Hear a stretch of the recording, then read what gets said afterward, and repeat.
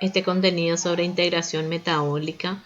En este finaliza todo lo que habíamos visto en relación a metabolismo de carbohidratos, de lípidos, de proteínas, y es como un compendio de todo lo que habíamos visto.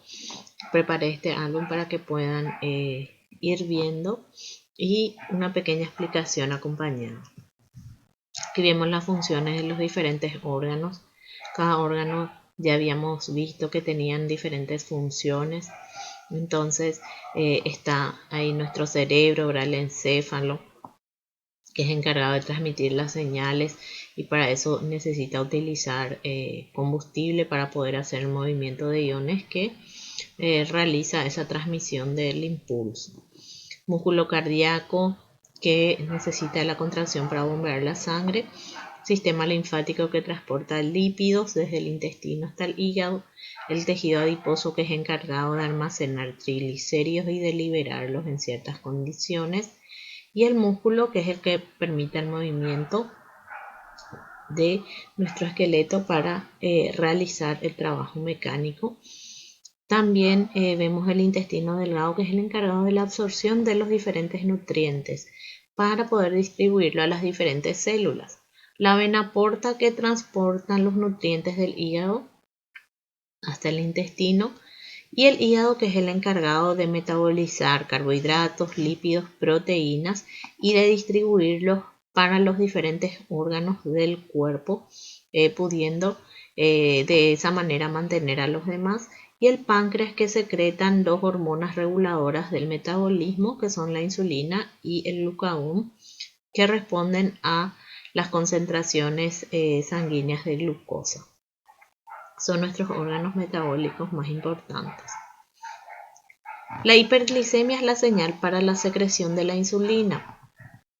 En las células beta del páncreas es donde se sintetiza la insulina y queda almacenada para su secreción. Cuando hay altos niveles de glucosa en sangre, los transportadores GLUT2, que son glucosensores, aumentan su capacidad para el transporte de glucosa y el ingreso de la glucosa dentro de la célula beta en los islotes pancreáticos hace que aumente la producción de glucosa 6-fosfato, aumenta esa actividad de la exoquinasa o de la glucoquinasa, que es lo que va a aumentar la glicólisis, aumentando toda la respiración celular y aumentando esa concentración de ATP dentro de la célula. Y eso es lo que genera el cierre de canales de potasio y hace que haya una despolarización de la membrana. Con esa despolarización ingresa calcio al interior celular y ese aumento de calcio citosólico hace que las vesículas de secreción sean movimentadas para la membrana plasmática de la célula beta, en donde es liberada la insulina que está almacenada en esos gránulos de almacenamiento o vesículas. Una vez que la insulina sale, entonces va a poder tener su acción en los diferentes órganos, que como vemos acá, la insulina va a influenciar sobre el metabolismo tanto en el hígado como en el músculo y en el tejido adiposo. Principalmente es el aumento de la captación de glucosa, es la acción de la insulina. Esa es la principal acción. Que esa glucosa que circula sea captada de forma más eficaz para poder ser utilizado. Y esa glucosa, sabemos, es el principal combustible para el cerebro. Tiene alguna acción, pero no es exclusivamente dependiente de insulina, pero tiene su efecto también. En el hígado aumenta el uso de la glucosa para producción de energía y para almacenamiento en forma de glucógeno o para formación de triglicéridos que van a ser ensamblados como lipoproteínas para ser exportados también al tejido adiposo. Y el propio tejido adiposo, que tiene transportadores para captar glucosa y producir también su molécula de almacenamiento. También aumenta la absorción de aminoácidos, la presencia de la insulina en el hígado para la producción de proteínas. Y el músculo, que aumenta también su captación en relación a la glucosa para utilización. Todo eso es en el periodo postprandial, en el periodo postalimentación, porque sabemos que ingerimos carbohidratos, lípidos, proteínas con los alimentos. Entonces, la hiperglicemia estimula la liberación de la insulina y la insulina estimula la captación tanto de glucosa como aminoácidos y la utilización para el almacenamiento también en forma de lípidos. Esos efectos de la insulina son bastante importantes porque los efectos van a tener acción dentro de las células a través de transportadores o enzimas, como nos muestra aquí el aumento de la captación de glucosa en el músculo y en el tejido adiposo a través del aumento de la expresión de los transportadores GLUT4, que ya habíamos hablado porque aumentan en la presencia de estos transportadores en la membrana. El hígado también aumenta la captación de glucosa a través de los GLUT2 también, haciendo que tenga mayor actividad la glucoquinasa, que es la primera enzima que hace la fosforilación de la glucosa al ingresar dentro de la célula hepática. Aumenta la síntesis de glucógeno, disminuyendo su degradación. Aumenta la glicólisis para aumentar la producción de acetil-CoA tanto en el hígado como en el músculo. Aumenta la síntesis de ácidos grasos en el hígado y aumenta la síntesis de triglicéridos en el tejido adiposo. Cada uno tiene acciones sobre las enzimas reguladoras de esas vías, ya sea vía de síntesis de ácidos grasos o vía de captación de estas moléculas componentes. En el estado de ayuno es el estado contrario a la alimentación.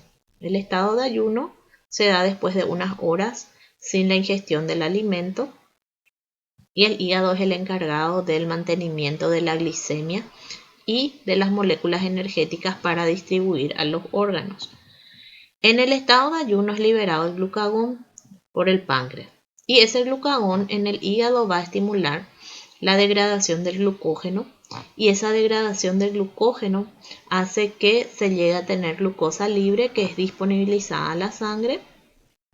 También va a activarse al transcurrir las horas de ayuno la gluconeogénesis que se da a partir del glicerol que viene de la degradación de los ácidos grasos y también de los aminoácidos que sirven para producción de glucosa.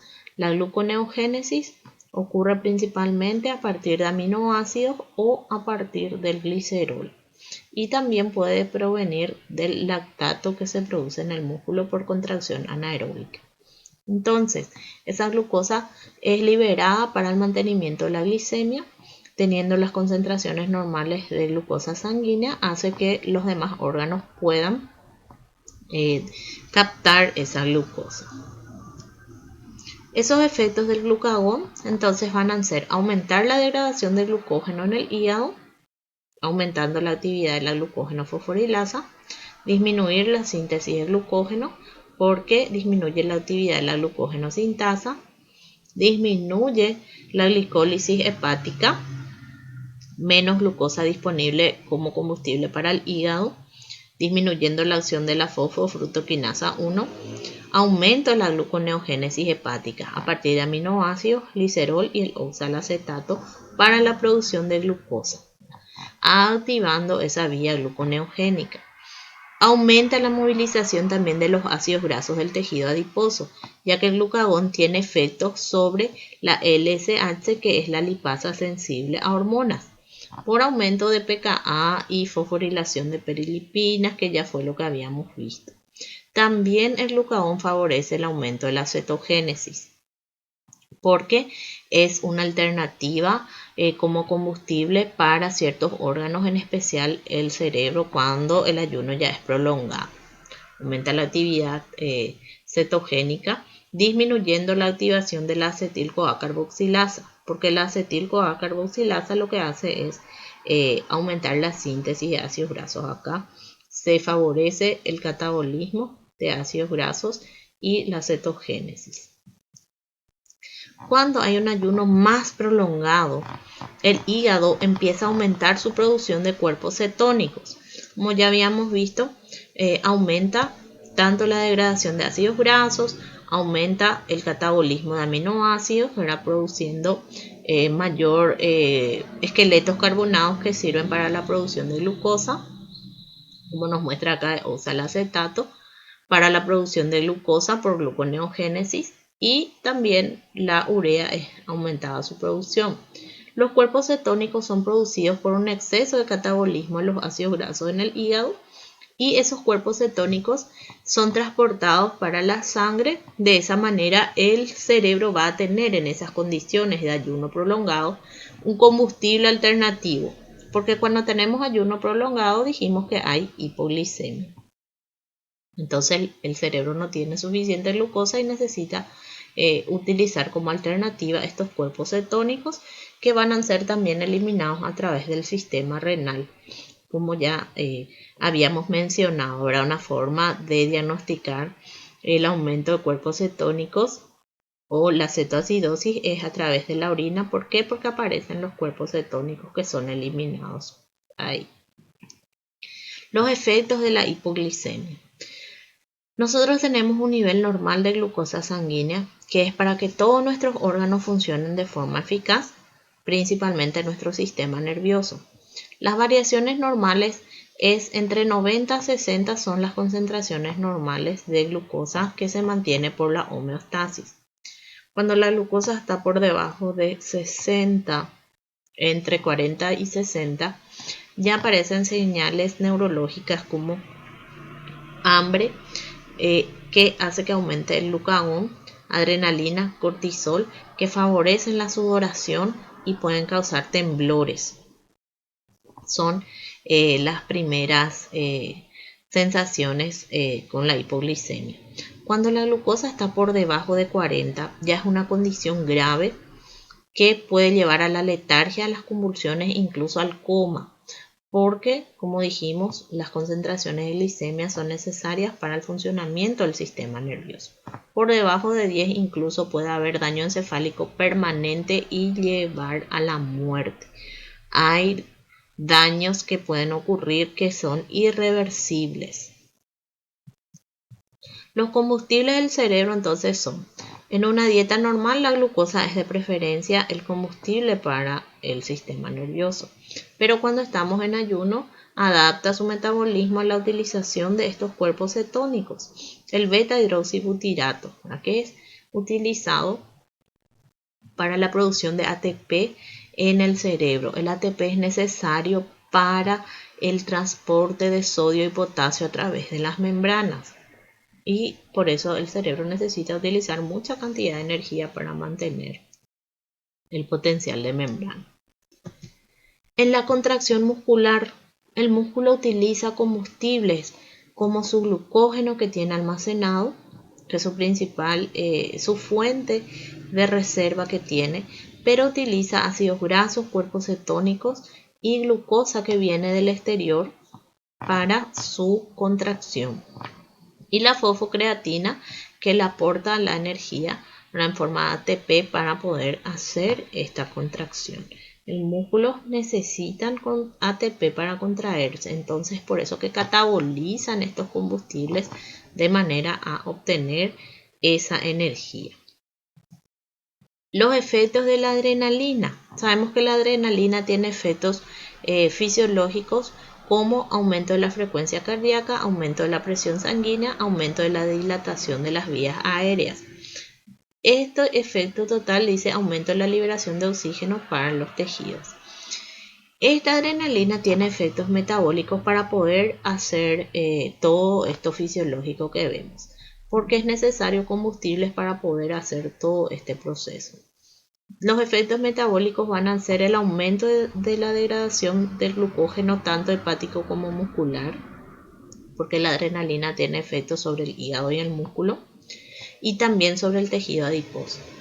Disminución de la síntesis de glucógeno, aumento de la gluconeogénesis para liberación de glucosa para utilización, aumento de la glicólisis en el músculo recibe esa glucosa para poder producir energía.